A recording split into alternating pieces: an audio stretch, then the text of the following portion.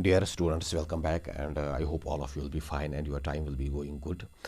Here in this video, we are going to go through the last remaining questions of the lesson, The Necklace by Guy de Maupassant, and this lesson is from your class 10th, Tulip English by J.K. Bose. In our previous videos, we have already gone through the text of this very lesson, this short story, also discussed its language work, its glossary, its writing work based questions and also its textual based questions. तो ये सारी चीज़ें already हम discuss कर चुके हैं. इनकी जो वीडियोस हैं वो हमारी चैनल पे हैं, वो आप देख सकते हैं. और पिछले वीडियो में जो राइटिंग वर्क बेस्ड क्वेश्चन है वो हमने देख लिए.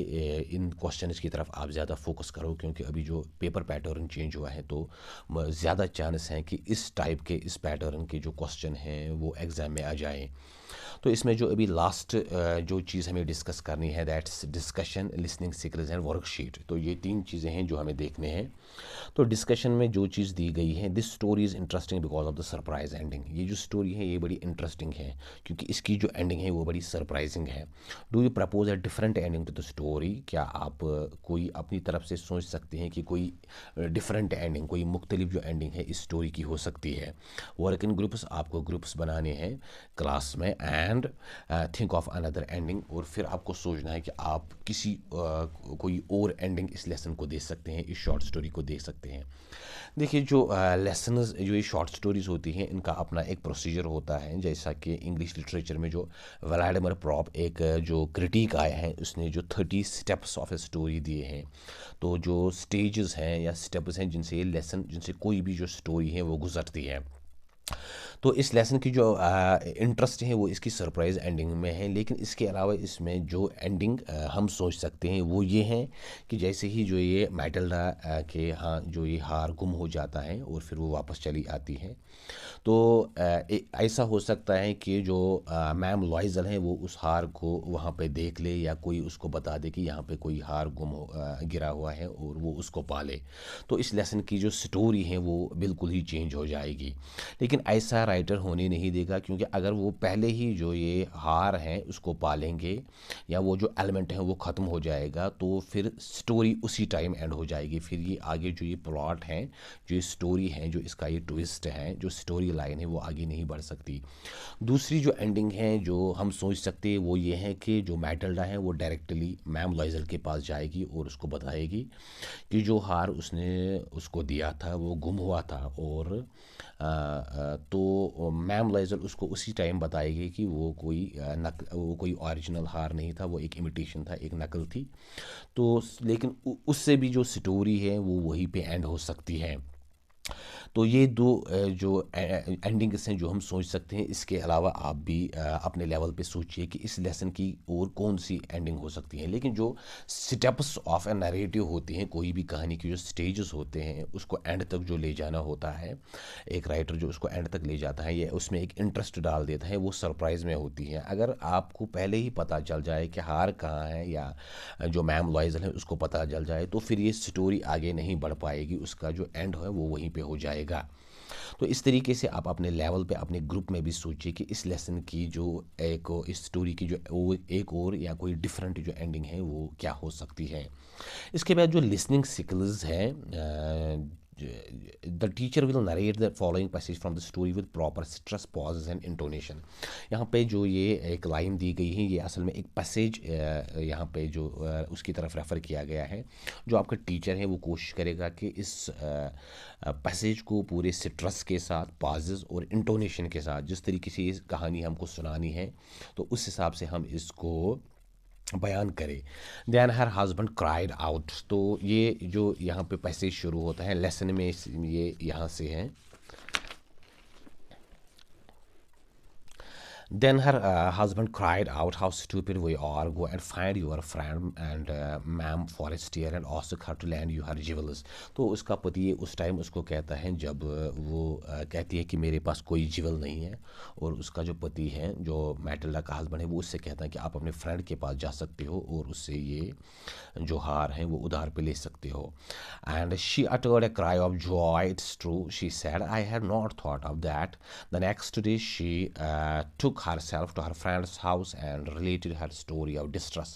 Ma'am Forestier went to her closet, took out a large jewel case, brought it, opened it, and said, "Choose, my dear." and then it goes like this. She saw at first some bracelets, then a collar of pearls, then a Venetian cross of gold and jewels of admirable workmanship. She tried the jewels before the glass, hesitated, but could neither decide to take them nor leave them. Then she asked, "Have you nothing more?" "Why, yes, look for yourself. I do not know what will please you." Suddenly she discovered in a black satin box a superb necklace of diamonds. Her hands trembled as she took it out. She placed it about her throat against her dress and was ecstatic. Then she asked in a hesitating voice full of anxiety, "Could you lend me this, only this?" "Yes, why, yes, certainly." She fell upon the neck of her husband, embraced her with passion, and then went away with her treasure. The day of the ball arrived. Ma'am Loisel was a great success. She was the prettiest of all, elegant, gracious, smiling, and full of joy. All the men noticed her, asked her name, and wanted to be presented. तो यहाँ तक ये जो passage है ये हमें पढ़ना था, इसको हमें रीड करना था. तो आपका जो टीचर है वो उसको कोशिश करेगा कि पूरी स्ट्रेस पॉज और इंटोनेशन के साथ इसको पढ़े. जैसा कि एक जो नरेट एक स्टोरी की जाती है, जो नरेटर्स होते हैं, स्टोरी टेलर्स जो होते हैं प्रोफेशनल, जो ऐसे स्टोरी टेलर्स होते हैं वो उसको इसी लेवल से पढ़ते हैं जैसे कि वो ऑडियो बुक्स में आपने देखा होगा. The teacher will prepare the following exercise on the black board after the narration. फिर आपका जो टीचर है वो इस नरेशन के बाद ब्लैक बोर्ड पे जो ये एक्सरसाइज है इसको जो वहाँ पे सॉल्व करेगा. जो वर्कशीट दिया गया है हु सेड दिस. अब हमें ये देखना है कि ये जो लाइन्स हैं ये इस पैसेज में किसने कही है. I had not thought of that. मैंने इसके बारे में नहीं सोचा था. तो ये मैम लॉइजल कहती हैं. ये उस टाइम वो कहती हैं जब उसका पति उससे कहता है, उसका हस्बैंड कहता है कि आप अपने फ्रेंड से वो हार उधार पे लीजिए. तो वो कहती हैं कि मुझे इसका आइडिया नहीं था, मैंने ऐसा सोचा नहीं था. Have you nothing more. तो आपके पास इसके अलावा कुछ नहीं है. तो ये मैटिल्डा कहती है या मैम लॉइजल कहती हैं मैम फॉरेस्टियर से, जब वो इसके सामने वो बहुत सारी जो ज्वेल्स हैं उनको वो खोल के रख देती हैं या उसके सामने रख देती हैं. तो वो कहती हैं कि आपका इनके अलावा और कुछ ज्वेल्स हैं. तो उस टाइम ये सेंटेंस उसके मुंह से निकलता है, I do not know what will please you. तो ये कहती हैं कि मुझे समझ नहीं आता कि आप को क्या अच्छा लगे या आप किससे खुश हो जाओगी. तो ये मैम फॉरेस्टियर कहती हैं मैम लॉइजल से, जब वो उसके सामने वो जो हार हैं, ज्वेल्स हैं और जो वो दूसरे जो गहने हैं वो उसके सामने रखती है. Why yes certainly ma'am Forestier. तो ये मैम फॉरेस्टियर कहती हैं हाँ ज़रूर आप ऐसा ही होगा. जब मैम लॉइजल उसे कहती हैं कि मुझे ये हार पसंद आया और मैं इसे ही ले जाना चाहती हूँ. How stupid we are. तो इसने कहा कि हम कितने बेवकूफ़ हैं. तो ये मैम लॉइजल कहती हैं ये वाला जो सेंटेंस है इस लेसन में, तो इस पैराग्राफ में. तो इसके बाद जो सजेस्टेड रीडिंग्स हैं, जो बुक्स आपको ये जो सजेस्ट करते हैं कि आपको ये चीज़ें पढ़नी चाहिए. The dowry by Guy de Maupassant. तो मैपसेंट की कोई एक और जो स्टोरी है, शॉर्ट स्टोरी. इसके बाद जो है a cup of tea, Katherine Mansfield या परहैप्स अमेरिकन या ब्रिटिश राइटर हैं, उसी ने लिखी है. And then there is the bet by Anton Chekhov. तो चिकोव जो है ये रशियन शॉर्ट स्टोरी राइटर हैं, ये यूक्रेनियन शॉर्ट स्टोरी राइटर हैं. तो रशियन जो शॉर्ट स्टोरी राइटर्स होते हैं ये बड़े ही माहिर होते हैं शॉर्ट स्टोरी लिखने में. तो शॉर्ट स्टोरी के ये मास्टर्स माहिर कंसिडर किए जाते हैं. तो आपको ये चीज़ें सजेस्ट की जाती हैं, ये आपको पढ़नी चाहिए. इसके बाद यहाँ पे एक कोट लिखा है बोरोइंग सॉरोइंग.